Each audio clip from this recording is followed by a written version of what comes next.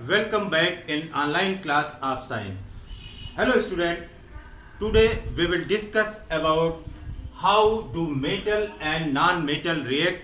धातु और अधातु किस प्रकार से क्रिया करते हैं। तो इसमें पहले लेक्चर में हम लोग इंट्रो लेंगे या इंट्रोडक्शन लेंगे कि किस प्रकार की प्रक्रियाओं का पालन करते हुए धातु और अधातु क्रिया करते हैं। अभी तक हम लोगों ने बहुत सी रासायनिक अभिक्रियाओं को देखा जिसमें धातु और अधातु परस्पर क्रिया करके या तो अणु बनाते हैं अथवा यौगिक बनाते हैं। अब यहां पर देखिए, जब धातु और अधातु मेटल एंड नॉन मेटल यह अभिक्रिया करते हैं तो यह रासायनिक अभिक्रिया संभव है कि non metal and metal react with each other and we get some product, या हम कुछ उत्पाद प्राप्त करते हैं। इसी प्रकार से अधातु या नॉन मेटल और नॉन मेटल, अधातु और अधातु यह रासायनिक क्रिया करते हैं तो कुछ उत्पाद हमको मिलता है। वह उत्पाद यौगिक के रूप में हो सकता है, वह उत्पाद हमारा अणु के रूप में हो सकता है या मॉलिक्यूल के रूप में हो सकता है। इसी प्रकार से हम अगर देखें कि धातु और धातु, मेटल एंड मेटल, क्या इनके बीच में रिएक्शन होता है, तो धातु और धातु यह परस्पर क्रिया नहीं करते हैं। Metal and metal doesn't react with each other chemically, इनमें किसी प्रकार की कोई अभिक्रिया नहीं होती है। अब ये देखिए, रासायनिक अभिक्रियाओं को समझने के लिए हमको जो सबसे पहली बात समझना है वह है केमिकल बॉन्डिंग की या रासायनिक बंध की। तो सबसे पहले हम देखते हैं कि रासायनिक बंध या केमिकल बॉन्ड क्या होते हैं। अब ये देखिए बेटा, केमिकल बॉन्ड क्या होते हैं, जब एक तत्व के परमाणु जुड़ करके या मिल करके, एक तत्व के परमाणु मिल करके वह कोई अणु बनाते हैं अथवा एक तत्व का परमाणु किसी दूसरे तत्व के परमाणु से मिलकर के यौगिक बनाता है। तो इन दोनों दशाओं में आप देखेंगे कि परमाणु आपस में जुड़ जाते हैं। जब परमाणु आपस में जुड़ जाते हैं तो इसका मतलब है कि there is some force of attraction which hold the atom together.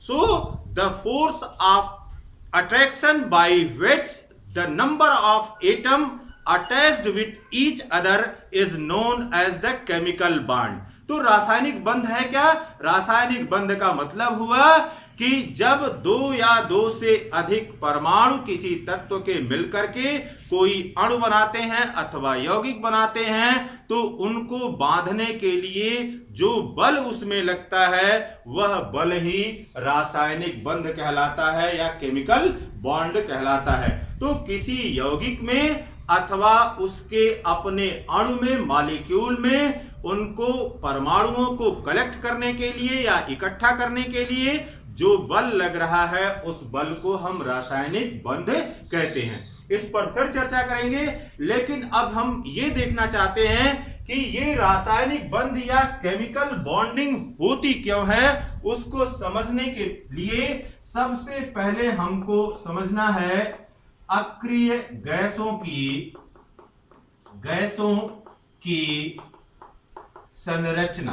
अब अक्रिय गैसों की संरचना, किसको अक्रिय गैस कहते हैं? आप देखिए, वर्ग 18 में या ग्रुप 18 में पीरियोडिक टेबल में जो तत्व है उन तत्वों को हम अक्रिय गैस कहते हैं या इनर्ट गैस कहते हैं। इनर्ट का मतलब ही, इनको नोबल गैसेस भी कहा जाता है और इनर्ट गैसेस भी कहा जाता है। तो इनर्ट का मतलब ही होता है अक्रिय गैसें। इसमें कौन है? इसमें है हीलियम, इसमें है नियान, इसमें है आर्गन, इसमें है क्रिप्टॉन, इसमें है जेनान और इसमें है रेडान। तो हीलियम, नियान, आर्गन, क्रिप्टॉन, जेनान और रेडान, तो अब हम देखें कि क्या ऐसी विशेष व्यवस्था इनमें होती है जिसके कारण यह अक्रिय होती हैं। तो अक्रिय कहने का मतलब है कि they are chemically unreactive. Chemically unreactive यह क्यों होती हैं? जब इसका परमाणु क्रमांक लिखते हैं, देखिए, तो हीलियम का परमाणु क्रमांक 2 होता है, और जब इसका इलेक्ट्रॉनिक विन्यास करेंगे, जैसे के एल एम एन से ले ले हैं, इसका इलेक्ट्रॉनिक विन्यास 2 हो जाएगा। फिर नियान यह है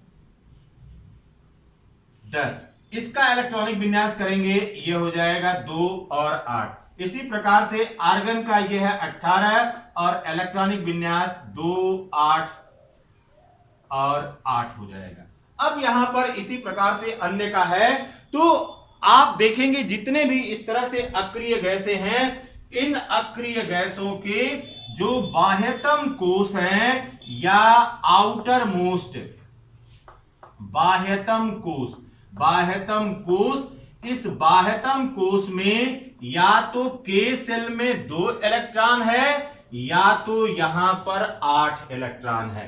तो केवल के सेल में 2 इलेक्ट्रॉन है और अन्य कोषों में यहां पर 8 इलेक्ट्रॉन है। तो बाह्यतम कोष में यहां पर 8 इलेक्ट्रॉन है और वह 8 इलेक्ट्रॉन बाह्यतम कोष में इनको अस्थाई संरचना देते हैं। इस विन्यास के कारण ही यह अक्रिय होती हैं या किसी से कोई क्रिया नहीं करती हैं। तो इलेक्ट्रॉनिक विन्यास से यह पता चल रहा है कि इस प्रकार के इलेक्ट्रॉनिक विन्यास के कारण ही यहां पर यह अपना अष्टक पूरा कर ले रहा है, और इस अष्टक पूरा होने के कारण ही बाह्यतम कोष के इलेक्ट्रॉनों की संख्या के कारण ही यह किसी अन्य परमाणु से या किसी अन्य तत्व से यह कोई अभिक्रिया नहीं करता है। तो अब जितने भी तत्व हैं इस धरती पर या जितने भी परमाणु हैं, वह अक्रिय गैसों की इलेक्ट्रॉनिक संरचना को प्राप्त करने का प्रयास करते हैं। अब जब यह इलेक्ट्रॉनिक संरचना अक्रिय गैसों की प्राप्त करने का प्रयास करते हैं, तो यह इसे प्राप्त करके और अस्थायित्व को प्राप्त करते हैं। फिर देखिए एक बार कि रासायनिक बंधों पर चर्चा किया था कि रासायनिक बंध या केमिकल बॉन्ड्स क्या होते हैं। तो वहां पर बताया था आपको कि the force that hold the number of atom together is known as the chemical bond. अब ये देखिए ना, रासायनिक बंध क्यों होता है? यह रासायनिक बंध स्टेबिलिटी के लिए होता है या अस्थाई संरचना प्राप्त करने के लिए होता है। और अस्थाई संरचना कब होती है या अस्थाई संरचना कब प्राप्त होती है? जब किसी भी परमाणु का अष्टक या बाह्यतम कोश में इलेक्ट्रॉन 8 हो या के सेल में 2 इलेक्ट्रॉन हो। तो बाह्यतम कोश में या तो 8 इलेक्ट्रॉन हो या तो इसके के सेल में 2 इलेक्ट्रॉन हो। यह ध्यान दीजिएगा क्योंकि हीलियम के संदर्भ में आप देख रहे हैं कि हीलियम की परमाणु संरचना में केवल बाह्यतम कोश में 2 इलेक्ट्रॉन हैं, इसलिए बार बार इसको कह रहे हैं कि के सेल में या तो 2 इलेक्ट्रॉन हो या तो उसका जो भी बाह्यतम कोश हो वह एल एम एन कोई भी सेल हो सकती है, उसमें 8 इलेक्ट्रॉन हो, तभी वह अपना अष्टक पूरा कर सकता है। अब इस अष्टक को पूरा करने के लिए या अष्टक पूरा करने की प्रक्रिया में यह क्या कर सकता है? जब अष्टक पूरा होता है या अष्टक को पूरा किया जाता है तो 3 प्रक्रियाएं हो सकती हैं। या तो इलेक्ट्रॉन का त्याग किया जाएगा, या तो इलेक्ट्रॉन को ग्रहण किया जाएगा, अथवा इलेक्ट्रॉन का साझा होगा। ठीक, तो रिमूवल ऑफ इलेक्ट्रॉन और गेन ऑफ इलेक्ट्रॉन और शेयरिंग ऑफ इलेक्ट्रॉन। तो there are 3 types by which an electron can gain stability or atom can gain stability. So atom can gain stability by losing 1 or more electron, or an atom can gain stability by accepting 1 or more electron, or an atom can share or gain stability by sharing of more than one electron। तो यह तीन प्रक्रियाओं के द्वारा अष्टक पूरा होता है और इस धरती पर जितने भी पदार्थ हैं या जितने भी तत्व हैं वह सभी तत्व किसी न किसी रूप में अस्थायी संरचना को प्राप्त करने का प्रयास करते हैं और इस अस्थायित्व को प्राप्त करने के लिए जितने भी तत्व हैं या जितने भी परमाणु हैं यह इन तीन प्रक्रियाओं का पालन करते हैं और इन तीन प्रक्रियाओं से ही अस्थायित्व इनको प्राप्त होता है।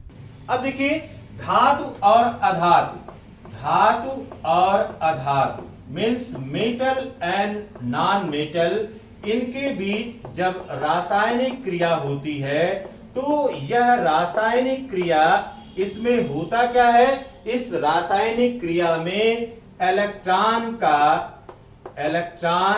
का त्याग होता है अथवा इलेक्ट्रॉन को ग्रहण किया जाता है। तो जब इलेक्ट्रॉन को त्याग किया जाता है अथवा इलेक्ट्रॉन को ग्रहण किया जाता है तो यहां पर जो बंध बनता है इस बंध को कहते हैं आयनिक बंध, या यहां पर इसको इलेक्ट्रोवैलेंट या विद्युत संयोजी बंध भी कहा जाता है। तो वैद्युत संयोजी बंध या इलेक्ट्रोवैलेंट बॉन्ड कहा जाता है। तो धातु और अधातु जब रासायनिक क्रिया करते हैं तो इलेक्ट्रॉनों का या तो त्याग होता है या तो इलेक्ट्रॉन ग्रहण किए जाते हैं और उस समय इनके बीच में जो फोर्स ऑफ अट्रैक्शन होता है वह such type of the force of attraction is known as the electrovalent bond. फिर देखिए इसी प्रकार से जब अधातु और अधातु यह रासायनिक क्रिया करते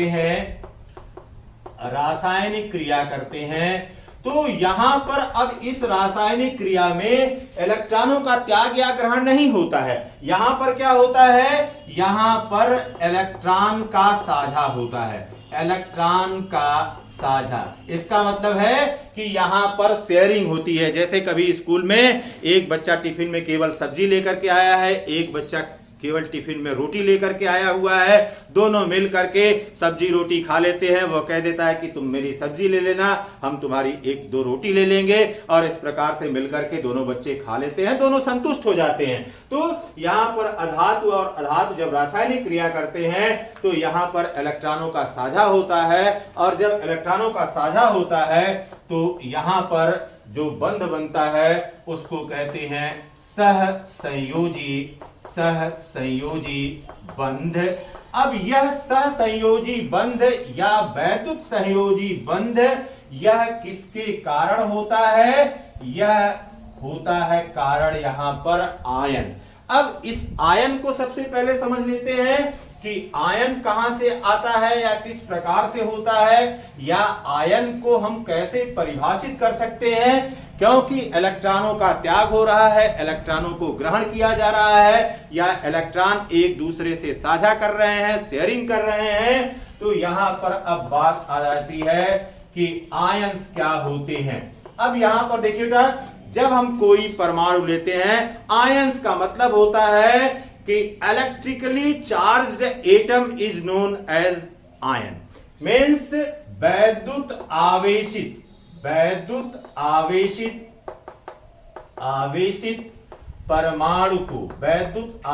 परमाणु को आयन कहते हैं।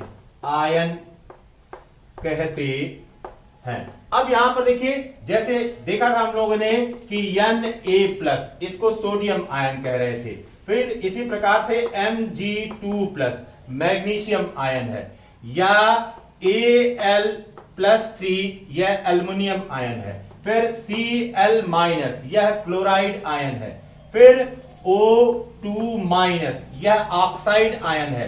फिर N3- यह नाइट्राइड आयन है। तो इस प्रकार से यहां पर यह आयन बन रहे हैं, यह वैद्युत आवेशित परमाणु है और यहां पर कहीं पर प्लस चिन्ह लगा हुआ है, कहीं पर माइनस चिन्ह लगा हुआ है। इसका मतलब आयन कितने प्रकार के होते हैं, आयन दो प्रकार के होते हैं, धनायन होते हैं और ऋणायन होते हैं। तो यहां पर यह पॉजिटिव आयन के रूप में अथवा नेगेटिव आयन के रूप में उपस्थित हो सकते हैं। अब यहां पर देखिए, सबसे पहले देखते हैं कि जो यह आयन है या यहां पर आयन है, यह आयन अब दो प्रकार के आयन हैं, यह धनायन है और यह ऋणायन है। तो अब यहां पर देखिए, धनायन का निर्माण कब होगा? जब कोई परमाणु एक अथवा एक से अधिक इलेक्ट्रॉनों का त्याग करता है। जब कोई परमाणु एक या एक से अधिक इलेक्ट्रॉनों का त्याग करता है तो यह क्या बनाता है? यह धनायन बनाता है। जैसे Na सोडियम है, अगर इससे एक इलेक्ट्रॉन निकल गया तो यह बना लेगा Na+।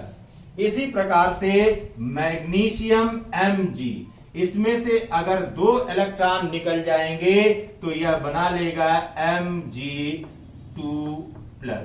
इसी प्रकार से Al, अगर इसमें से 3 इलेक्ट्रॉन निकल जाएंगे तो यह बना लेगा Al3+। तो यहां पर एक या अधिक इलेक्ट्रॉनों का त्याग हुआ। लेकिन ऋणायन कब बनेगा? जब कोई परमाणु एक या एक से अधिक इलेक्ट्रॉन ग्रहण करता है। जब कोई परमाणु एक या एक से अधिक इलेक्ट्रॉनों को ग्रहण करता है तो वह ऋणायन बनाता है। जैसे क्लोरीन अगर एक इलेक्ट्रॉन यह प्राप्त कर ले तो यह बना लेगा Cl-। इसी प्रकार से ऑक्सीजन अगर 2 इलेक्ट्रॉन प्राप्त कर ले तो यह बना लेगा O-2।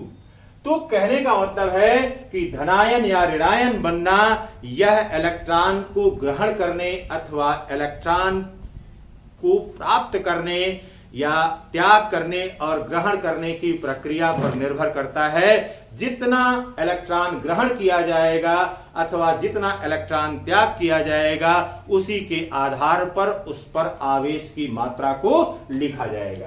अब यहां पर देखिए, सबसे पहले धनायन बनने की प्रक्रिया को हम लोग देखते हैं एक एग्जाम्पल्स के रूप में कि धनायन किस प्रकार से बनता है, धनायन कब बनता है। अब यहां पर धनायन किस प्रकार से बनते हैं इसको देखिए कि धनायन यदि किसी परमाणु के बाह्यतम कोश में 1, 2 अथवा 3 यह संयोजी इलेक्ट्रॉन होते हैं तो इन इलेक्ट्रॉन का यह क्या करेगा? इन इलेक्ट्रॉनों को यह त्याग कर देगा।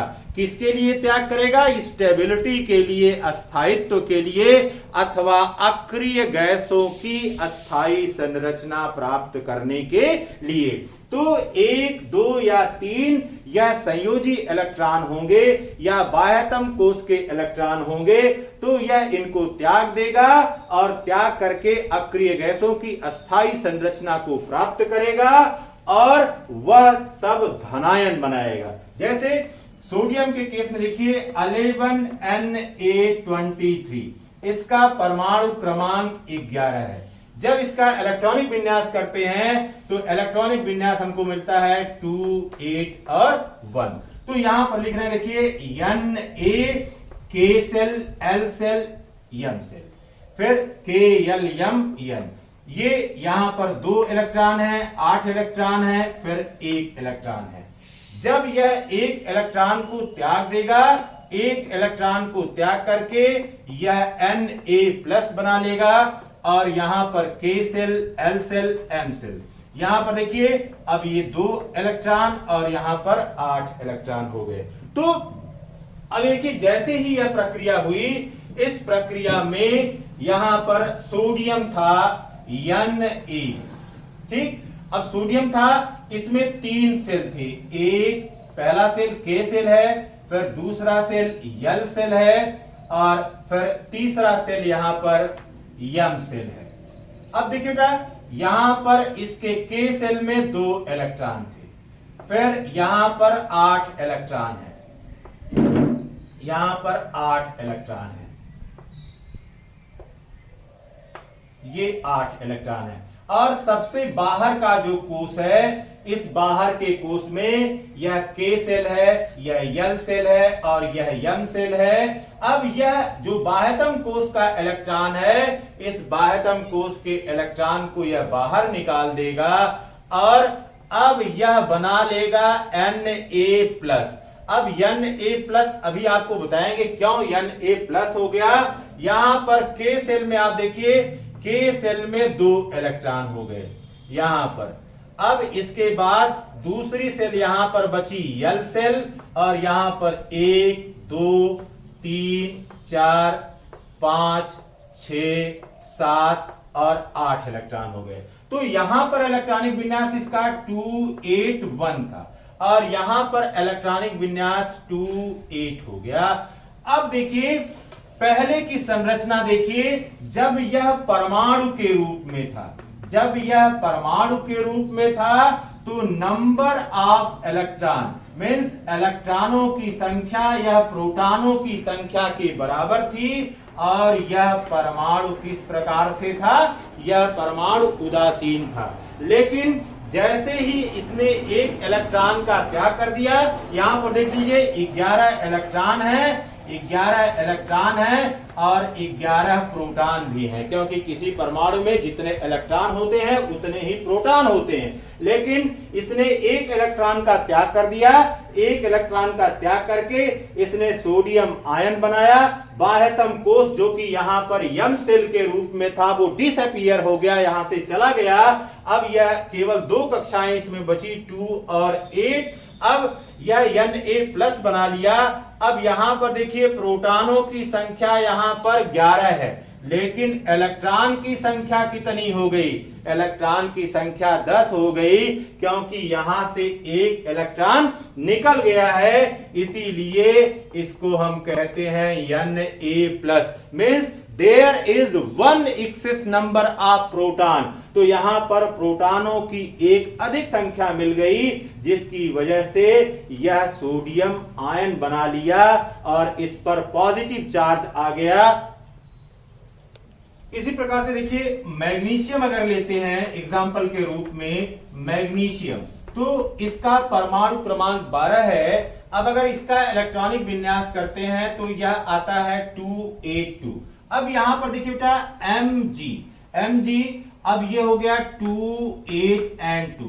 इसके बाह्यतम कोष में 2 इलेक्ट्रॉन है। अब इन 2 इलेक्ट्रॉनों को त्याग करके यह अक्रिय गैसों की अस्थायी संरचना को प्राप्त करेगा, और यह बना लेगा Mg2+, या यह मैग्नीशियम आयन हो जाएगा, और इसका तब इलेक्ट्रॉनिक विन्यास हो जाएगा 2 और 8। फिर देखिए, इसी प्रकार से एल्युमिनियम के लिए कह सकते हैं, जिसका कि परमाणु क्रमांक 13 है। तो यहां पर यह एल्युमिनियम Al, यह 13 परमाणु क्रमांक है। इसका इलेक्ट्रॉनिक विन्यास करेंगे तो आएगा 283।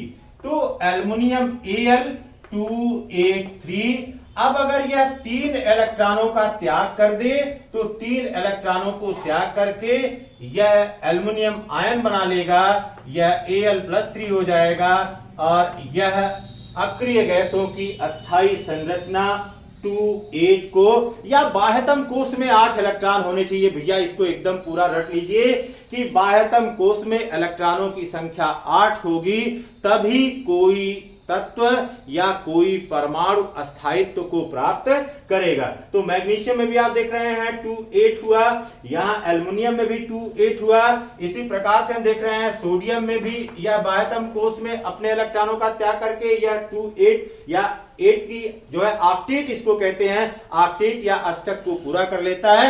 जब कोई भी परमाणु अपने अष्टक को पूरा कर लेता है तो अस्थायित्व की संरचना को प्राप्त कर लेता है। अब देखते हैं कि ऋणायन बनने की क्या प्रक्रिया है या ऋणायन किस प्रकार से बनते हैं, लेकिन उसको समझने से पहले इलेक्ट्रॉन बिंदु संरचना देख लेते हैं। इलेक्ट्रॉन बिंदु संरचना, इलेक्ट्रॉन बिंदु संरचना या electron dot representation, electron dot representation.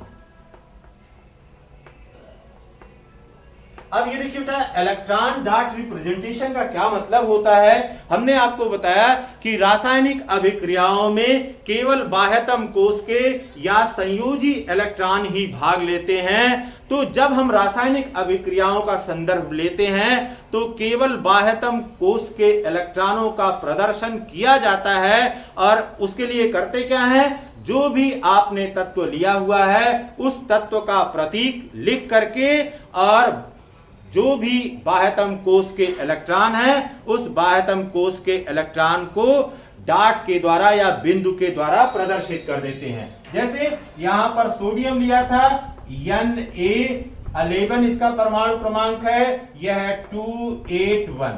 अब इसके बाह्यतम कोश में कितने इलेक्ट्रॉन हैं? बाह्यतम कोश में एक इलेक्ट्रॉन है and this one electron is responsible for the chemical reaction. तो अब इसका डॉट रिप्रेजेंटेशन हो जाएगा Na और यहां पर केवल एक डॉट बना देंगे या इसी को Na इस तरह से क्रॉस करके भी आप बना सकते हैं। तो यह Na का डॉट रिप्रेजेंटेशन हो गया। इसी प्रकार से अगर हम मैग्नीशियम लें तो मैग्नीशियम Mg यह 12 परमाणु क्रमांक हो गया, 2, 8 and 2 हो गया। अब इसको लिखेंगे Mg और यहां पर 2 डॉट आप लगा देंगे क्योंकि these two electrons are responsible for the chemical reactions, so Mg के बाद 2 डॉट लगा देंगे या Mg लिख करके इस तरह से 2 क्रॉस के द्वारा इसको प्रदर्शित कर देंगे। या एल्युमिनियम लिख रहे हैं जिसका कि परमाणु क्रमांक 13 है, तो यह हो जाएगा 283 और इसका जो इलेक्ट्रॉन बिंदु संरचना है वह 1, 2 और यहां पर तीसरा हो जाएगा या Al डॉट डॉट एंड या क्रॉस एंड क्रॉस। तो ये तीन ही इलेक्ट्रॉन जो बाह्यतम कोश के हैं यही रिस्पॉन्सिबल है रासायनिक अभिक्रियाओं के लिए। अब फिर देखिए बात आती है ऋणायन की कि ऋणायन क्या होते हैं, तो उसको भी देख लिया जाता है यहीं पर। अब ऋणायन है ऋणायन। अब देखिए बेटा, यदि किसी तत्व के बाह्यतम कोश में 5, 6 या 7 बाह्यतम कोश में 5, 6 या 7 इलेक्ट्रॉन होते हैं तो इनमें कैसी प्रवृत्ति होती है? इनमें प्रवृत्ति होती है इलेक्ट्रॉन को ग्रहण करने की, इलेक्ट्रॉन को ग्रहण करने की प्रवृत्ति होती है। जब इलेक्ट्रॉन को ग्रहण किया जाएगा किसी परमाणु के द्वारा तो उस पर अब एक्सेस नंबर ऑफ इलेक्ट्रॉन आ गए और यहां पर प्रोटॉनों और इलेक्ट्रॉनों की संख्या इनबैलेंस हो गई, अनइक्वल हो गई, जिसकी वजह से यहां पर इसको ऋणायन कहते हैं। जैसे देखिए जब क्लोरीन का ले रहे हैं यह है 17 परमाणु क्रमांक और ये हो गया 2, 8 and 7, 2, 8 और 7 इसका इलेक्ट्रॉनिक विन्यास हो गया।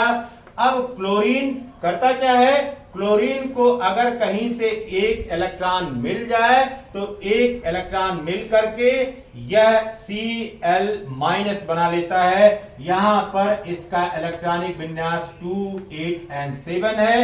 एक इलेक्ट्रॉन मिल गया, 2, 8, 8 मिला गया। अब यहां पर देखिए बाह्यतम कोश में इलेक्ट्रॉन 8 हो गए और जैसे ही बाह्यतम कोश में इसके इलेक्ट्रॉन 8 हो गए इसने अपने अष्टक को पूरा कर लिया और अस्थायी संरचना को प्राप्त कर लिया। तो यह यहां पर एक इलेक्ट्रॉन क्योंकि पार्टिसिपेट हो रहा है इसके अष्टक को पूरा करने में, इसलिए यहां पर एक नेगेटिव साइन आ गया। इसी प्रकार से जब ऑक्सीजन को लेते हैं जिसका कि परमाणु क्रमांक 8 है और इसका इलेक्ट्रॉनिक विन्यास करेंगे तो 2 and 6 होगा। तो 2 and 6 देखिए ये हो गया। जब ऑक्सीजन को 2 इलेक्ट्रॉन मिल जाए, यहां पर 2 इलेक्ट्रॉनों की कमी है, इन 2 इलेक्ट्रॉनों को प्राप्त करके यह बना लेगा O-2 और यहां पर इलेक्ट्रॉनिक विन्यास था 2 and 6 और यहां पर इलेक्ट्रॉनिक विन्यास हो जाएगा 2 and 8। तो इस प्रकार से यह ऋणायन बना लेते हैं जिनके बाह्यतम कोष में या जिनके संयोजी इलेक्ट्रॉन 5, 6, 7 होते हैं, वह इलेक्ट्रॉनों को ग्रहण करके ऋणायन बनाने की प्रवृत्ति रखते हैं। फिर बात आती है यहां पर कि इसके बिंदु संरचना को कैसे प्रदर्शित करते हैं, या यहां पर इलेक्ट्रॉन बिंदु संरचना किस प्रकार से प्रदर्शित करते हैं। तो इलेक्ट्रॉन बिंदु संरचना जिस प्रकार से हम लोगों ने धनायन के लिए प्रदर्शित किया था, उसी प्रकार से यहां पर भी प्रदर्शित करते हैं। जैसे Cl, अब Cl यह 17 इलेक्ट्रॉनिक विन्यास है और यह हो गया 2, 8 and 7। तो यही केवल इलेक्ट्रॉन इसमें रिस्पॉन्सिबल है।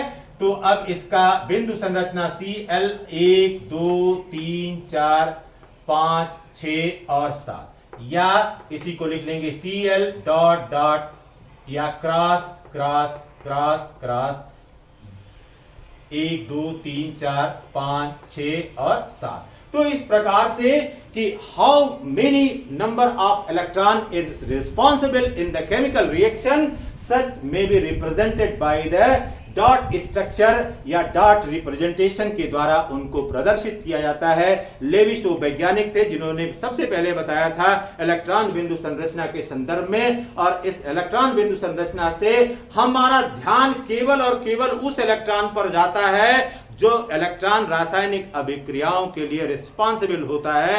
इस प्रकार से वीडियो अगर आपको अच्छा लगा हो तो लाइक करिए, शेयर करिए, सब्सक्राइब करिए और साथ ही साथ बेल आइकन को दबा दीजिए जिससे नोटिफिकेशन आपको मिलती रहे। Have a nice day.